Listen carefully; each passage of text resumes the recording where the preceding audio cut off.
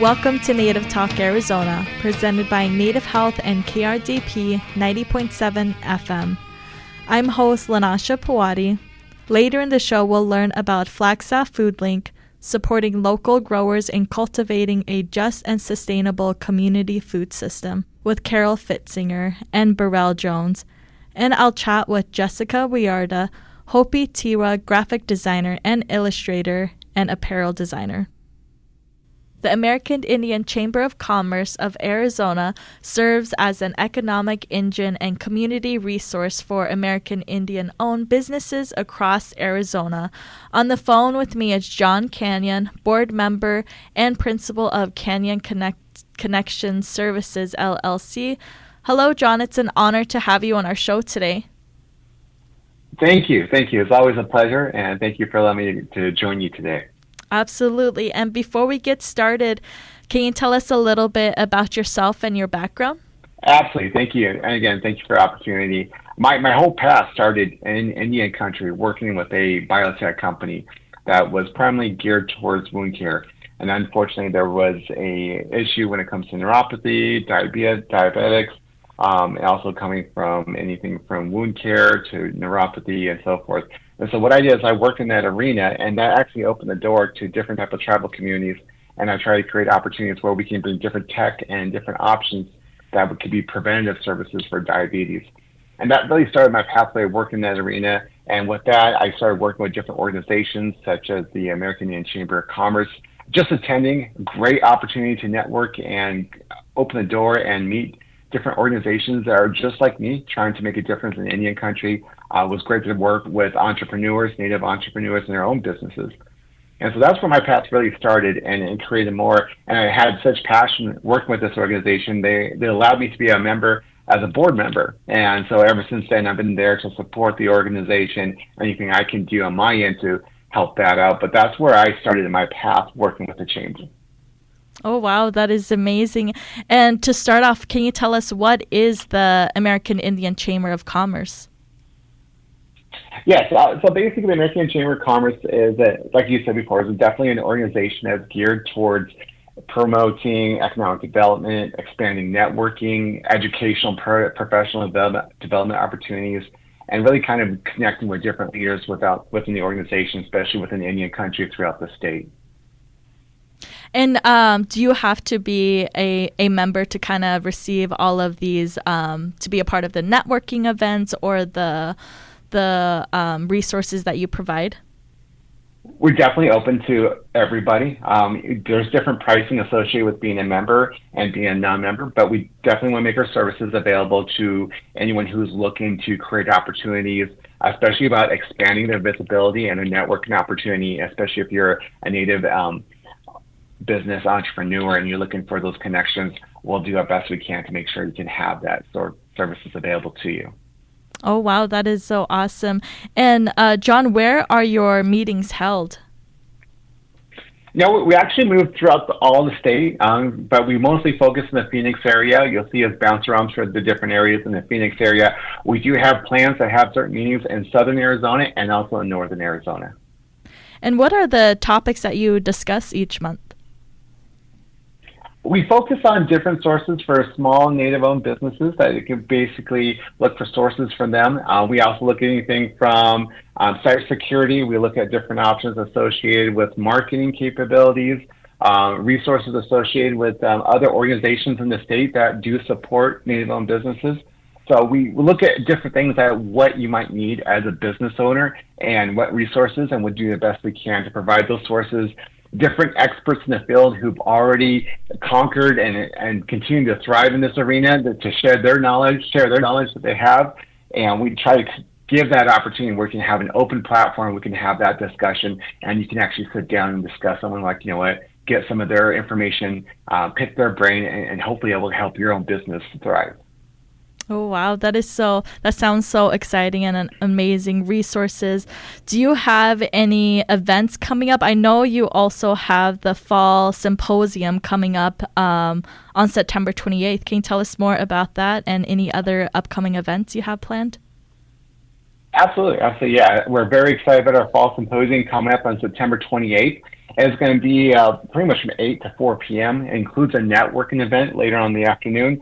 We'll be at Gila River, which we're very excited to collaborate with them and work with them. We'll have different workshops, exhibitors, or those who are looking to be a part of that can definitely reach out to us on our website. We'll have different luncheons available as well, and definitely, like I mentioned before, an opportunity for networking events. So that's our big fall symposium coming up on September 28th. We do have another event coming up in October, which will be more of a networking event as well. Looking for an October mixer. That'll be on October 16th, and that can be found on our website as well. And who are these events geared towards? These events will be anyone who is looking, both native and non-native businesses are looking to collaborate together. We also look for different entrepreneurs, different small business owners who are looking to increase their footwork. And also, unfortunately through COVID, we had a lot of our members who had a great niche working within Indian country and having those clients. But when, unfortunately with COVID, a lot of those things are shut down and closed. So a lot of different new and up-and-coming entrepreneurs are looking to diversify their clientele, both within Indian country and outside, just to have that, the opportunity to work with just about everybody. So it does increase their clients and their footwork. So that's what we would love to do, is create that opportunity. John, can you share any favorite success stories? Absolutely. So for myself, and a personal level, the luncheons have been in different spots throughout the many years, and different leadership and different individuals who've led the chamber. And right now we have Nick, who is one of our board members as well. He helped organize it, and now we're excited to share that Christine is one of our newest members. She's the executive director for the chamber, which we're excited about. Christine Fire Thunder, and those who've been in Indian country know her name. She's been phenomenal. We're very excited to have her as our executive director to really kind of push and open opportunities for the chamber itself. And so that's what we're looking to do. But when I was first started, I had different key mentors in my life to really kind of help me get to the next stage in my own business. And so at the time, the chamber actually had a luncheon, and at this luncheon, they had different type of healthcare programs that were being a part of it and share what they had. And that really opened the door, because next thing I know, here I am sitting at Gila River Healthcare, one of their facilities, learning about the culture sensitivity course associated with all their healthcare workers that they have to take. And it really kind of opened that door, and then one thing led to another. But just providing that opportunity, I never would have had, and also wouldn't have known the keys and the tools associated with increasing that platform within Indian country. So that was probably one of my favorite success stories, and that was because of the chamber's ability to really connect the dots on the back end. So.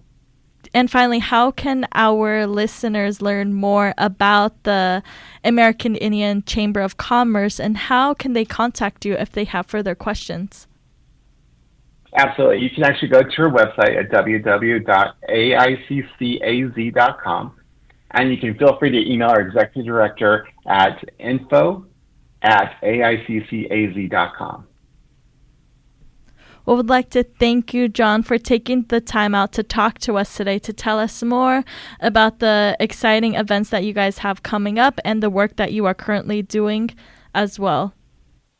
Thank you for the opportunity. Always a pleasure, and I appreciate all you do.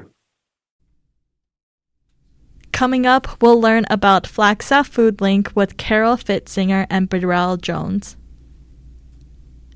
Support for KRDP 90.7 FM comes in part from Native Health, with 2 locations in Phoenix, 4041 North Central Avenue, Building C, near the corner of Central Avenue and Indian School Road, and at 2423 West Dunlap Avenue. Native Health is also located in Mesa at 777 West Southern Avenue, near the corner of Southern Avenue and Extension Road. Native Health provides primary medical, dental, behavioral health, WIC, and wellness services for the urban Native American community. For more information, call 602-279-5262 or visit our webpage at nativehealthphoenix.org.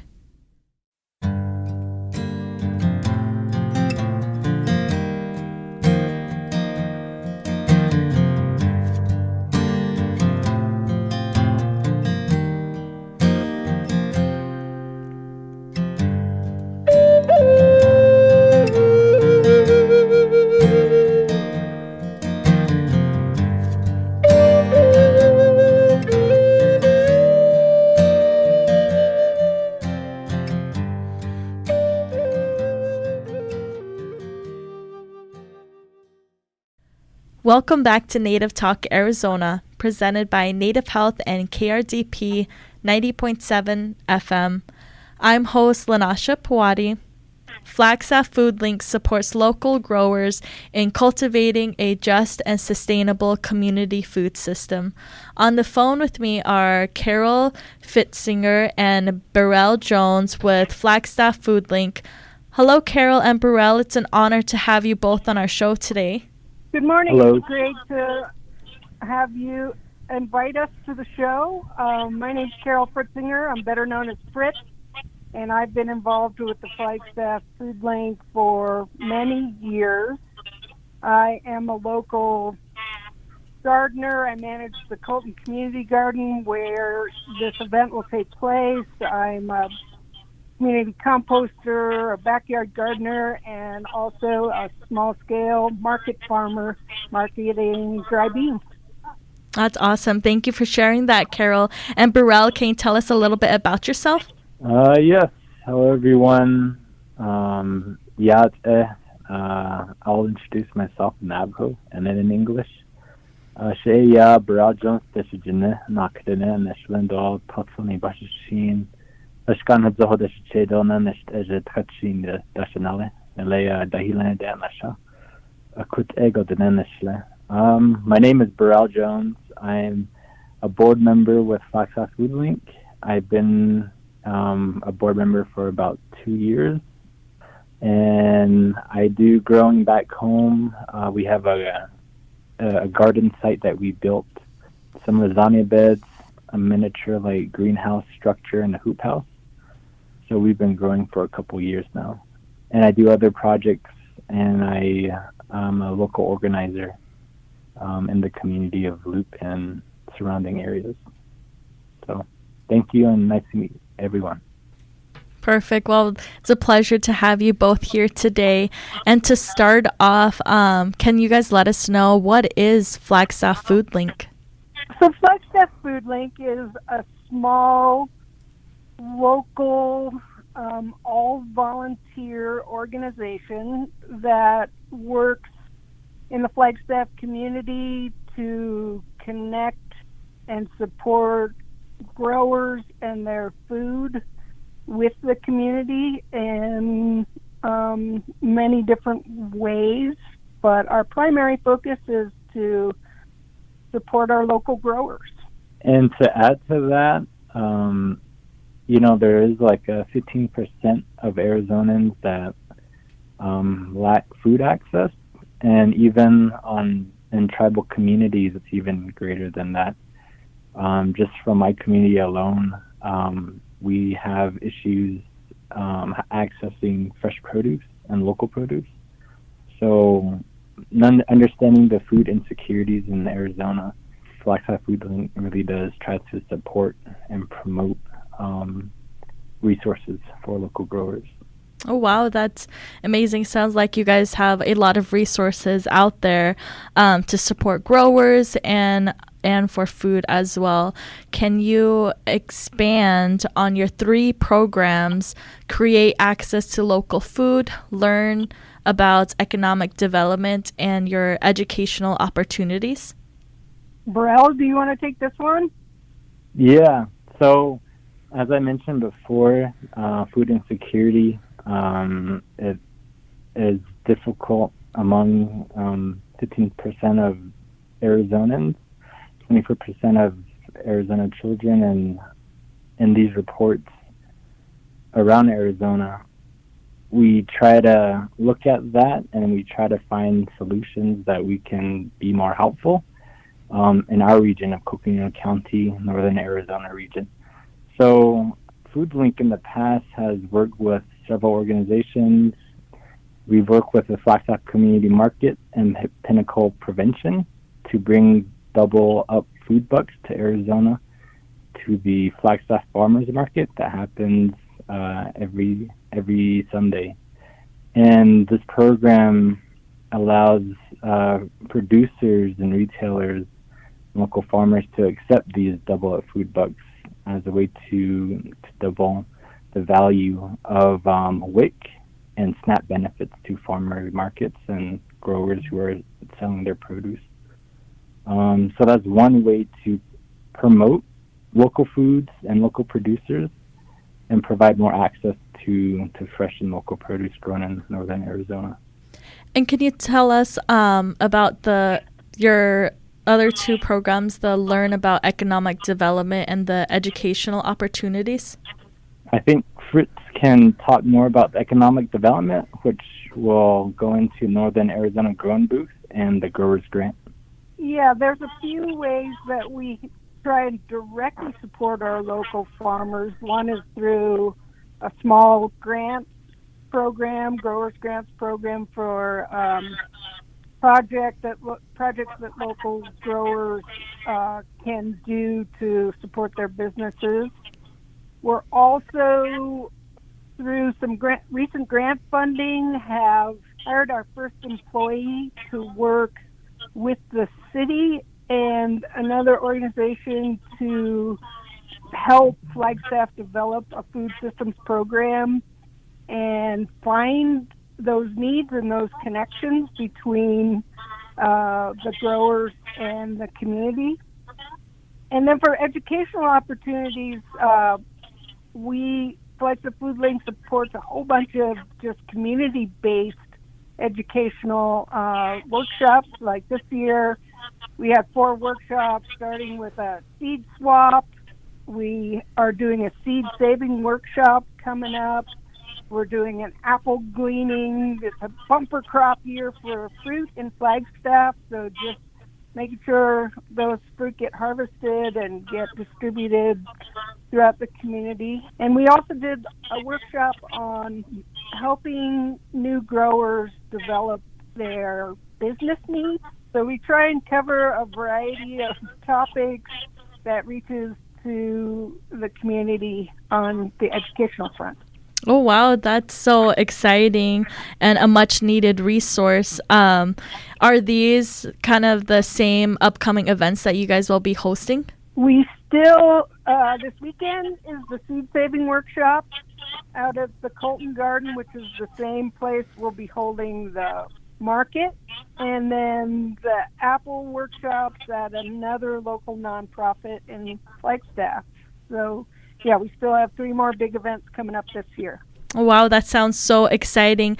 And Carol, you just mentioned the market. Can you tell us more about how and why did you start the annual Native American market? Yeah, this is definitely a question for me. Like I mentioned earlier, I'm a volunteer manager of a large community garden in Flagstaff located at the Museum of Northern Arizona. Our garden is not your typical rent-a-plot community garden. It's more of an open to the public educational garden. Visitors are always welcome. We have lots of volunteer help, and we create a demonstration garden where people can share ideas and learn or just come and sit and enjoy the piece. And throughout the year, we do engage in workshops and several festivals. And for many years, at the end of the year, we had an annual harvest festival. And the garden also focuses on including all people of all ages and cultures and abilities, with a large focus on the indigenous cultures and traditional crops of the Colorado Plateau, which is part of the mission of the Museum of Northern Arizona. So as I got more involved with Foodlink and wanting to support and celebrate our local growers, in particular our more distant growers out on the res that are making an effort to be food producers for their communities, we decided to try and combine those events and welcome native farmers to come to the market. At the same time, we would celebrate the harvest. The market is totally 100% in support of the native growers. It's not a fundraiser. We don't charge any booth fees or percentage costs. All the proceeds go directly to the farmers. And this year, we're even able, through our grant funding, to be able to provide gas stipends to each vendor that's coming to help offset their travel costs to Flagstaff. Oh, wow, that is so amazing. And it does sound like it is a great opportunity for Native growers to participate in this event so they can get their produce out there. And also just sounds like a great resource and networking event that would be beneficial to them. Can you share any of your favorite success stories? Well, the market and the festival, I'd say, are one of our big success stories. We've had huge community turnout for these events. We probably had 500 plus people come to the event last year, and like I said, it's a celebration and a support of our local Native growers, as well as enjoying the festival of harvest. We have kids activities going on. We have a Pueblo oven in the garden, and that gets fired up, and we cook up food samples from there, and people get to tour the garden and see everything that's growing, and it's a great community gathering. The other thing I would say is that Flagstaff has a pretty large indigenous population as well, and we've seen some pretty good attendance from our Native community members who are coming to the market looking for some of that produce that's hard to come by here, and knowing that it's coming in from farmers on the reservation is a draw for that part of our community as well. Yeah, and I would like to add to that as well. And a lot of the reason why we do this annual market are to promote indigenous growers in northern Arizona region, and to kind of collaborate, create a stronger link, as in with food and our food ways.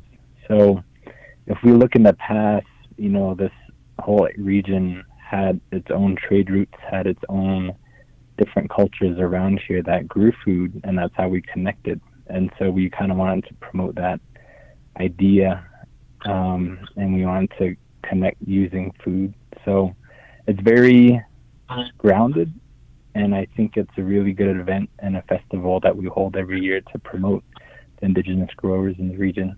So we would like to invite everyone in the area to come and join us. Well, it does sound like it will be an amazing event. Can you tell us when is the annual market and also the festivals that you had mentioned? This year, the Native American Farmers Market and Harvest Festival is on Saturday, September 23rd from 10 to 2. If there are vendors out there interested in registering to be a vendor, they can find registration on the Flagstaff Foodlink website. And where is the market going to be? So the market is at the Colton Community Garden. It's part of the Museum of Northern Arizona. And so to get there, you would drive through Flagstaff on Highway 180, headed to the Museum of Northern Arizona. And the garden is on the opposite side of the highway from the museum's main exhibits building. It's on the research campus. And there'll be signage directing people to parking. But basically, yeah, it's across the street from the Museum of Northern Arizona. Wow, thank you for sharing that, Cheryl. And talking about the Flagstaff Foodlink in general, where do you see Flagstaff Foodlink in the future? I think Flagstaff Foodlink is on a good track to grow and have more impact with the community and evaluating food systems and connecting growers to the community and doing educational projects. Like I mentioned before, we just received some grant funding to hire our first employee and tackle some of these projects. Flagstaff is a small community, and we're kind of on just the beginnings of putting all this big picture food sovereignty and food systems questions together. And I think that Flagstaff Foodlink has a growing role in that process. Yeah, and to add to that too is hiring someone on our organization's a big step forward, as well as I think we're in the works of developing and looking into a food assessment, or at least partaking in that in the future. And I think these are kind of big steps in how to think about the future with food in northern Arizona, and how we can look at ways to do more research, but also the research helps raise more awareness about the limits on our food security here. And I think that's just something that we always have to be aware about. There's this big concern about water and the usage of water in Arizona, and we think that these are, finding ways to work together, and these regions around farming and around food and water are all a part of these discussions in the future, and how Foodlink can help partake in, creating a place for that, a space to create solutions for these concerns in the future. Oh, yes, definitely. Thank you for sharing that, Burrell. And finally, how can our listeners learn more about the Flagstaff Foodlink, and how can they contact either one of you for further questions? I guess the simplest way to find out more about Flagstaff Foodlink and contact any one of us, and find out what our programs are and what events are coming up, is to reach us through our website, flagstafffoodlink.org, and from there, you can follow up. You can find contact for anybody on the board, or whatever you need to know. Perfect. Well, I'd like to thank you, Carol and Burrell, for taking time out to talk to us today, to tell us more about the Flagstaff Foodlink, and also about the upcoming market and festival that will be happening on September 23rd. Well, thanks so much for the opportunity to have us on, and we just want to put a big welcome out there to anybody who might be in Flagstaff to come to the festival and market. It's a wonderful community event, and certainly if there's any vendors out there listening that want to come participate, we'd love to have you. Yes. Thank you, everyone, and thank you for having us on this podcast as well. Up next, I'll chat with Jessica Wiarda.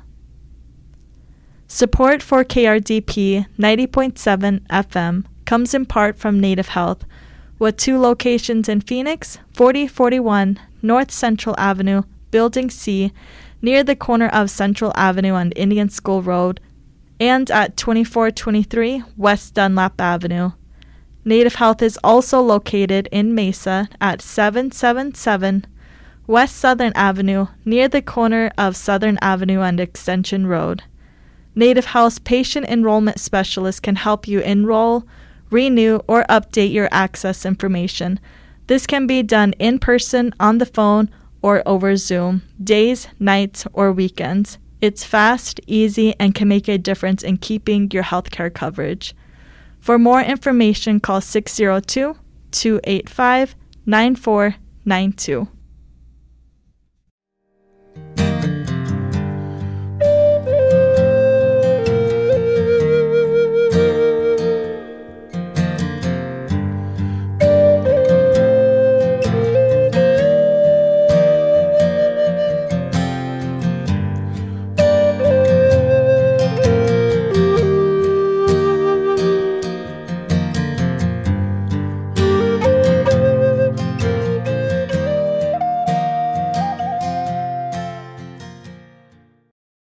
Welcome back to Native Talk Arizona, presented by Native Health and KRDP 90.7 FM.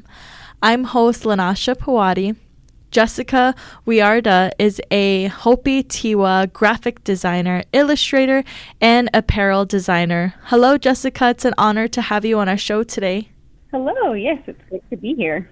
And before we get started, can you tell us a little bit about yourself, your journey, and your background?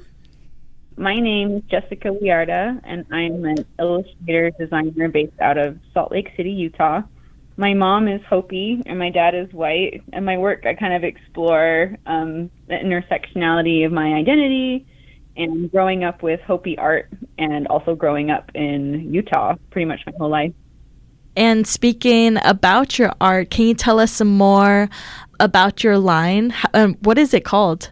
My fashion apparel line is called Honovi Design, and it was named after a snake priest from Walpi, and that's where my village is. My family's based out of Palaca, Arizona, and one of my clans is the Deer Clan, so it made sense that Honovi was the name of the business because it means strong deer in Hopi.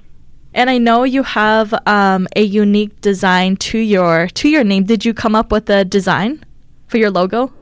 Yeah, I'm a graphic designer, so I'm like always coming up with like branding, my personal branding. So I did make the logo, and I used the Hopi 4-direction symbol that's found on the flag as just to make sure everyone knows that that's Hopi and that's where I'm from, and it's a good conversation starter with people in Utah, especially when they're unfamiliar with Hopi in general.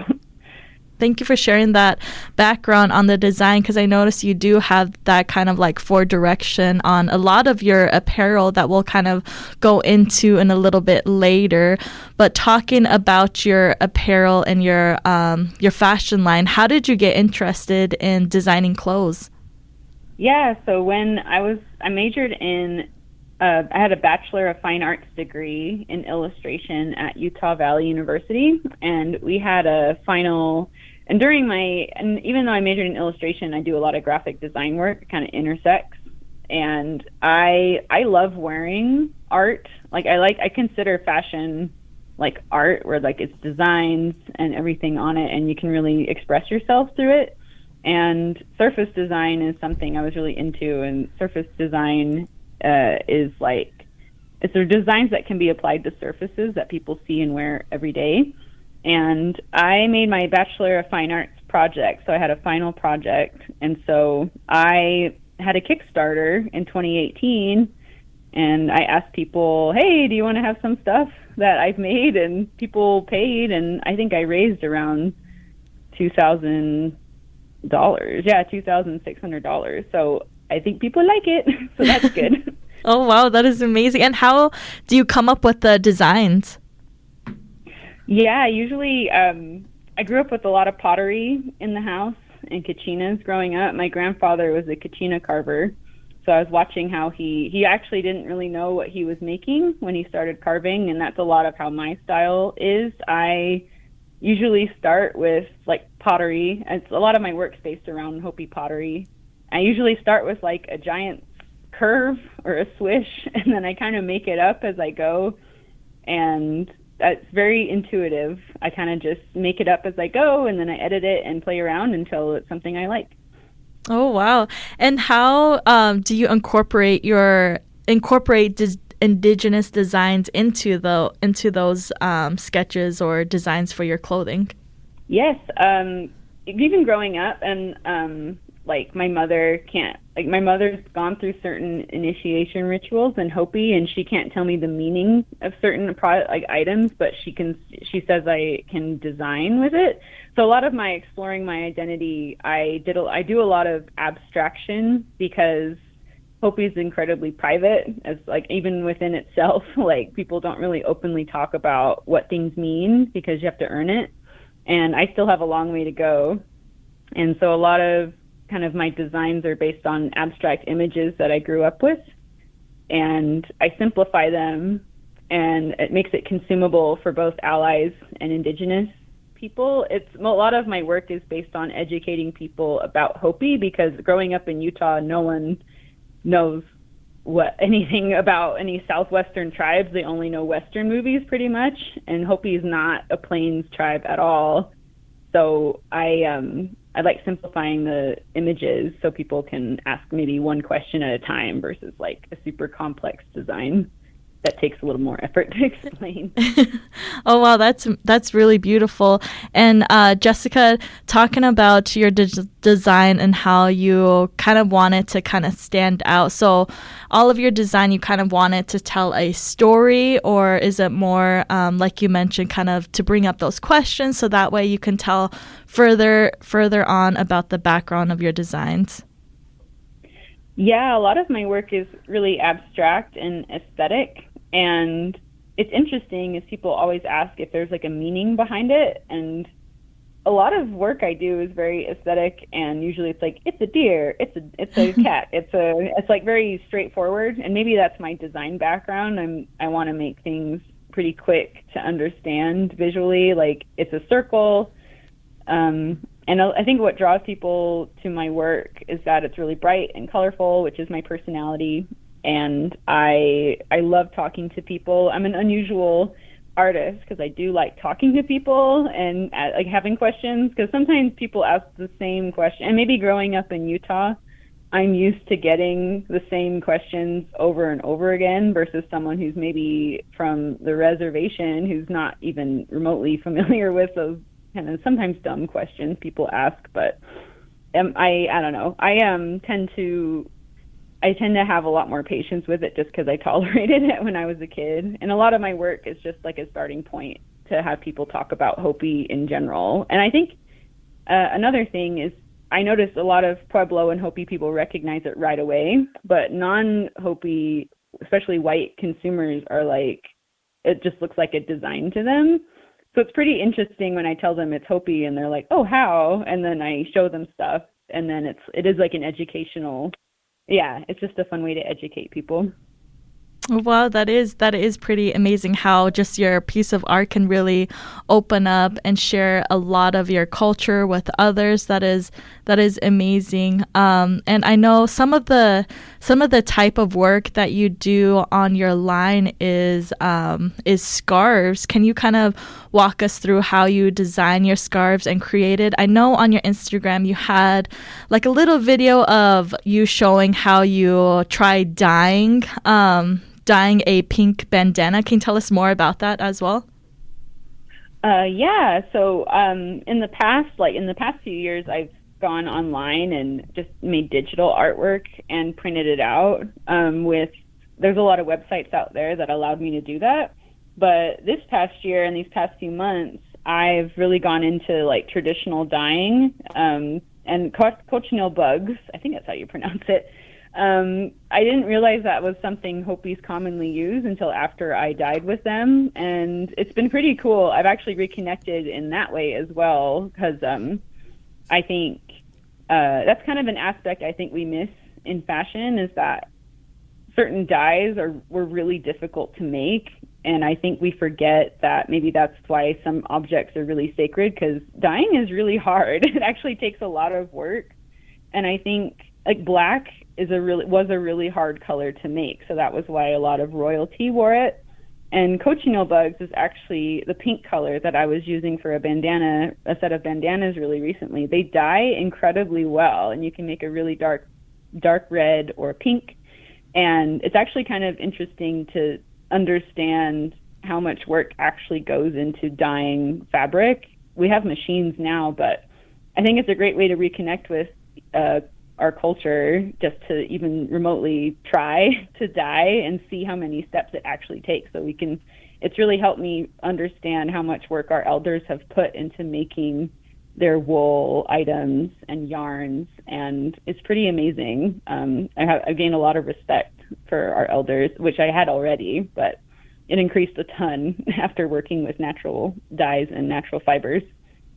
Oh, yes, definitely. That is amazing. And I know indigenous weavers that weave, they also kind of dye their yarn as well for their weave work. But Jessica, I noticed like most of your designs on your apparel are kind of symbolic around butterflies. Is there a meaning behind butterflies in the Hopi culture? I grew up with a lot of butterfly images, like growing up. A lot of my aunts loved butterflies, and The butterfly maiden is a pretty common, it's a kachina. There's like very few feminine kachinas, and butterfly and corn maiden are one of them. And a lot of butterfly dances, I believe, are coming of age dances. So it means renewal, it means transformation. And that I recently made a butterfly pin and design because we did an Indigenous Fashion Week back in April for Utah. It was Utah's first Indigenous Fashion Week, and the butterfly really symbolized like this new beginning of opening Utah up to the local Indigenous fashion that we wear all the time, but a lot of people don't even realize that it's a whole subculture that has existed, and it's just kind of blossomed into this whole new thing. And so butterflies are very symbolic in that sense of just renewal and rebirth. Oh, wow. That is so amazing and so inspiring how just a little symbol design of a butterfly really has a really like a cultural story behind it while you share it with your clothing line and also the little pin that you had made. Jessica, I know that you are also a muralist. Recently, I know you shared that you did a mural in Salt Lake City outside of one of the outlets. Can you tell us more about it? Oh, yes. So Patagonia reached out to me and my friend Michael to create a mural for their front of their Sugar House location in Salt Lake City. And it was a fun collaboration because Michael Hoswood is the artist I collaborated with, and he's Navajo, very traditional Navajo, but he also grew up in Salt Lake City. So we're like two natives, like Hopi and Navajo, coming together, creating this wonderful piece. And it was just from Patagonia is actually a really great company. They do a lot of good steps. Patagonia has a great reputation of giving us our own platform and letting us speak our own voice without filtering in the sense of some other places filter. So Patagonia has been a great opportunity for us to express ourselves as we want. And we're actually having an open house on Saturday for a group that I'm involved with called Women of Bears Ears. And we're going to talk about rematriation and connecting to the land. And our piece was definitely based on that. Michael's work is based on the women in his life. And I myself am a Hopi woman. And yeah, so the piece is really meant to kind of bring out the awareness of the word rematriation, and also as a kickoff for Women of Bears Ears becoming a nonprofit this year after years of kind of being dormant, and now we've kind of realized who we are. It's been pretty amazing. It's been an awesome project. Oh, wow. That is so amazing. And talking about your artwork, I know you did a collaboration with the Utah Jazz as well. You designed an art piece for them called Your Kinship Celebrating the People. Can you tell us more about that? Oh, yes. That was so much fun. It was a fun realization of my art process and what people like. So the Utah Jazz, actually, there was like a pool of artists that were given from one of my friends, and they chose my art style because they told me it was very, like, I have a very graphic, very geometric sort of style that's brightly colored, and they're like, your work sounds perfect. And it was a fun project. It's pretty exciting to work with the basketball team eventually for Salt Lake City. It was a fun, actually they're really good clients. They let me design how I want. Well, because it was the thing about kinship, celebrating the people as their theme, it was all Indigenous performers and it was just, my art was actually all through the stadium. So I had like this giant, and they animated it for me. So it was so exciting to see my work moving around and seeing basketball players play around, and then my design like swirling around the stadium, and I was very honored that they selected me for that. And it was amazing to see my artwork animated, and they were fantastic. They were really unproblematic in the process. They let me design how I wanted to, and we were able to come together and collaborate, and it was amazing. Going back to your clothing line, the Honovi Designs, you recently opened a new studio at the Material in Salt Lake City. Can you tell us more about this shared space? Yes, it was actually really exciting. So the new studio, it's kind of amazing that my business has grown enough that I need more space to store my art supplies and actually create. And I needed the new space because a lot of natural dye process kind of smell a little bad. So I needed a space where I could kind of make some, just like boil things for a long time and not have to bother anyone. It's a collaborative space between a local Utah artist named Jorge Rojas and Color Maish. They are the two main managers of the building, and it's almost like an art project in itself. And it's like an open studio, and a big part of what our studio is about is community, and a lot of Jorge's work is about community and coming together. And so it kind of made sense that he actually reached out to me. I just made an open call. I need a studio, and he found that I needed one, and a friend of mine recommended me, and it was so great. So networking is very important. So that's a key part of success. I'm glad that at least my network is very widespread, and I'm honored to have that as my space. And Material is going to have some more events coming up, and it's just a nice tiny little space, and I'm excited to see what we have planned this year. Oh, wow, that does sound really exciting. Jessica, looking back at your designs from when you had started to today, how has your designs evolved? Yes, so when I was starting out, I worked predominantly in watercolor and kind of more traditional mediums. So when I was in high school, I did a lot of really realistic watercolors at Skyview High, and I got like addicted to like awards. I didn't get awards, but I got like an award of merit, and I was like, I'm gonna do watercolor forever. And so I started really doing hardcore watercolor stuff. But as my style got more graphic and kind of simple, I realized, oh, this really expresses who I am, because I'm kind of obsessed with making sure lines are straight and angular or perfect circles. And so I ended up doing a lot more digital artwork. And that's translated into more freelance work, like such as the Utah Jazz, where I can make a digital design how they need it so they can animate it, and also doing like the Patagonia mural is actually a giant vinyl sticker. So I had to make this gigantic file. So I actually have a lot more flexibility now that I'm using more digital mediums. And with my traditional art background, I'm able to add textures and use my art degree to make those kind of flat designs pop out a little more. So yeah, I've evolved from more traditional media to digital, and now I'm going back into traditional dyeing, and so it's just a kind of ebb and flow of traditional and graphic design.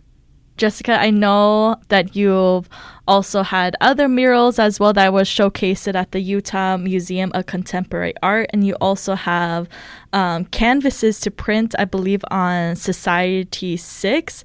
But can you tell our listeners where they can go to find out more information about your work, your fashion line, your prints, just all of where your murals are, and how they can contact you if they have further questions? So you can contact me at my email, Honovi Designs, and it has an S at the end. I'm trying to find someone without the S. Someone owns the email without the S, and I'm like, please give it to me. So it has an S at the end. So that's my email. And I have a Big Cartel site called honovi.bigcartel.com. And that has the more photography and kind of the fancier stuff. And I also have an Etsy store under my name, Jessica Wiarda. And as you mentioned, a Society 6 store, which has a lot more fun products. And they are printed one at a time. And I get a commission on the Society 6 store. And that's under my name, Jessica Wiarda, as well. That's awesome. Well, I would like to thank you, Jessica, for taking the time out to talk to us today, to tell us more about your amazing line and also the journey that you've been going through today and sharing your Hopi culture with everyone around you. Yeah, thank you so much for having me. Thank you for listening to Native Talk Arizona, supported by Native Health and KRDP 90.7 FM. Audio editing by Javier Quiroga, and the executive producer is Susan Levy. And I'm host Lanasha Puwadi. We hope you tune in again next week. If you have any questions, please email us at nativetalkaz@radiophoenix.org.